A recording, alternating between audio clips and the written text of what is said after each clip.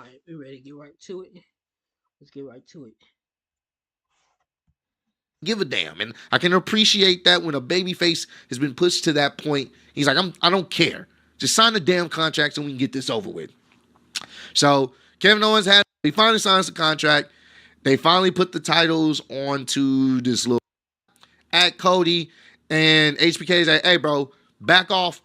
Looking so bet. Braun Strowman came out first. You know, he's the monster among men. So he's ready to fight.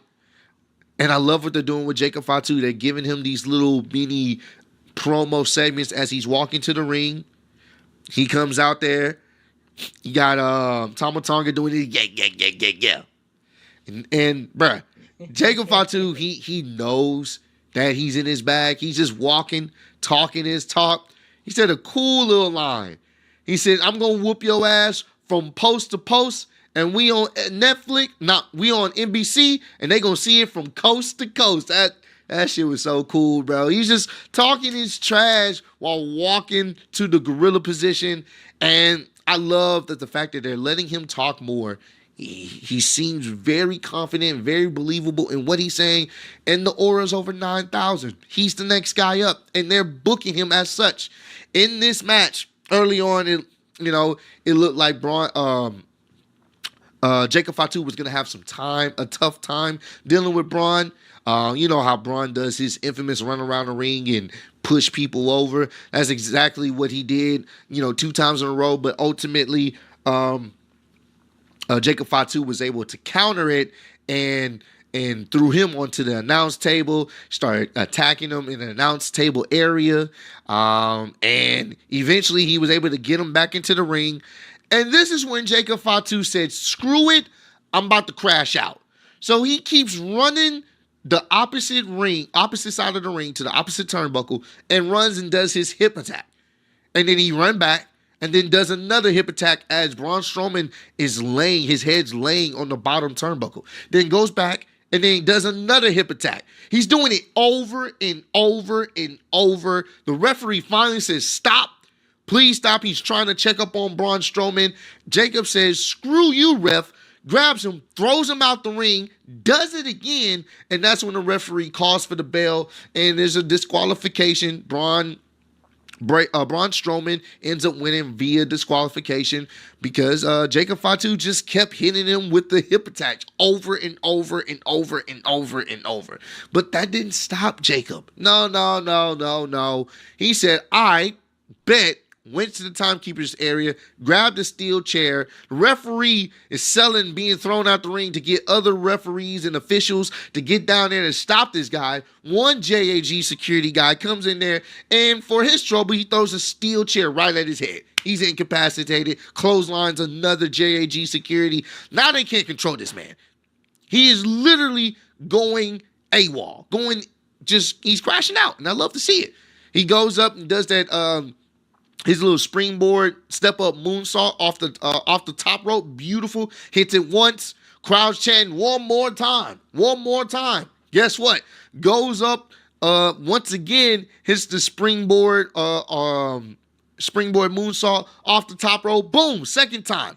Now, they finally get him out the ring. Tama Tonga finally gets him out the ring. He's walking back up the ramp. But he's like, nah, I'm not finished with you yet. Kind of reminiscent of when Braun Strowman was doing the same thing to Roman Reigns. Well, I'm not finished with you yet. That's basically what Jacob Fatu did. Went right back to the ring, did the springboard moonsault one more time for good measure off the top rope. Beautiful form, landed it perfectly like he does every time. And then he finally walks away.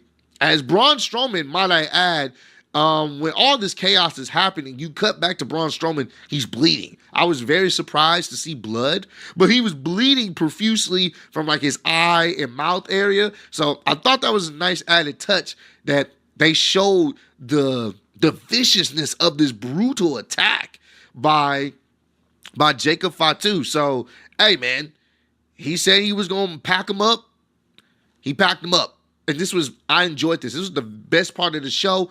We have a FATU chant. This is my first time hearing on live WWE television a FATU chant. They were chanting FATU, FATU.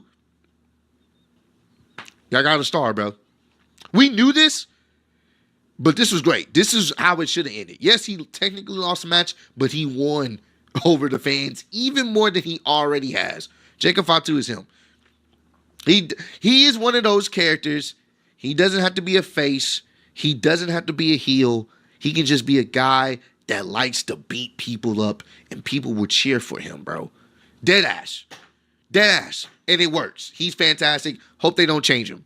Can't wait to see what they have in store for him for 2025. I do think we're going to get that Solo versus Jacob Fatu match. Hopefully this year. That's going to cook. And last but not least, the main event, Gunther versus Jey Uso. You kind of knew how this was going to play out. Majority of the match, Gunther was dominating. Jay would try to get a little bit of offense in, but ultimately, Gunther would stop him at every track. There was a close near falls toward the end of the match. It was a good match, but you've seen this before. You knew how this was going to play out. They really did give me with a close near fall, near count. I think he got hit with 2 spears, went up to the top rope, hit the splash for a 1, 2. It was like a 2.9999 second, but he kicked out. That was a really close near fall, but there was only 2 minutes left at that point, and ultimately, my boy Gunther ended up getting the win here, as we expected, with 2 power bombs, and then he pinned him, and that was it. And it looked like Gunther gave him a somewhat of sign of respect, the way he was looking at Jay and Jay was looking at him. It wasn't like this disrespect that he had been showing him, but more so like all right, you was tough, you was tougher than I was giving you credit for. But ultimately, we knew how this was going to play out. I think they kind of have things locked in. I think most likely we're going with Cody and Gunther heading into this year's WrestleMania as champions. As I just don't see them dropping the belts anytime soon.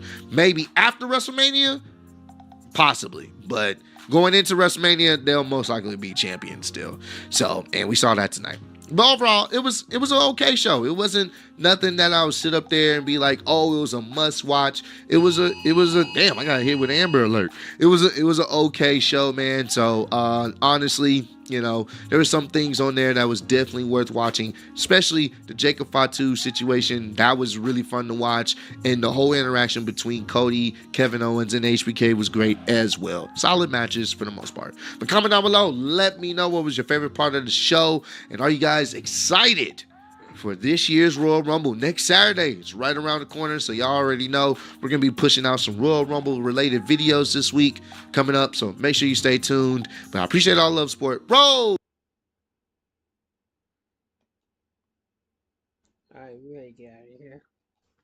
I'm gonna see y'all in the next video. I'll probably do that once I get back home. Or I'll try to do another video